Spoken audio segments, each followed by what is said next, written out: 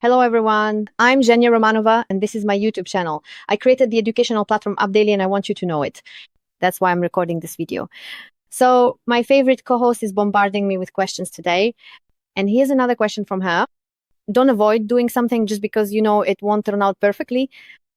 Nothing in this world is perfect. If you didn't know, let me tell you about it.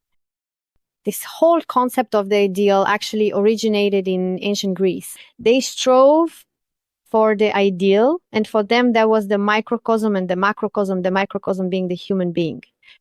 And they studied the world based on how the human being was studied. And so ancient Greek culture was reflected in the ideal through perfect statues. You can see how ancient Greek statues represent the ideal, this idea of Apollo, the perfect human being. But even the ancient Greeks realized that this was a road to nowhere. And already in ancient Rome, we can see how culture changes and even the statues start to look like ordinary people. But the world is arranged differently. If you think you know how to make something perfect, you are immediately mistaken because you don't actually know how to make it perfect. In order for me to know how to make something perfect, I need an example. But nothing is truly perfect. Let's imagine some beautiful flower. Well, at some point it blooms and then it withers. It might be perfect, but only for a short period of time. In general, striving for some kind of ideal is really just chasing an illusion. You've come up with this idea that the world is arranged in a certain way, and you want to confirm your own illusion by making something happen exactly as you imagined it. Why do you think it has to be that way? Let me give you another example. When I'm really hungry, I don't think about needing the perfect cheeseburger.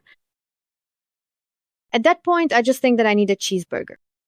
And when you're cold, you don't think about needing a blue sweater. You just need any sweater. When you want to do something, you just go ahead and do it. Everything else is just mind games or mental activity. Do something interesting. It's like when you go to bed and think, God, I wish tomorrow would come faster. I really want to make this happen. I really want to go there or meet this person.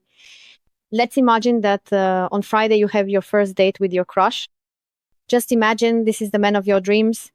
You've been watching him on Instagram for 10 years, liking his posts. And then he writes to you saying, I've adored you. I've been watching you for 10 years. I see your likes. And I just couldn't bring myself to ask you out until now. And now it's Thursday, but Friday is only tomorrow. And you have a date with him.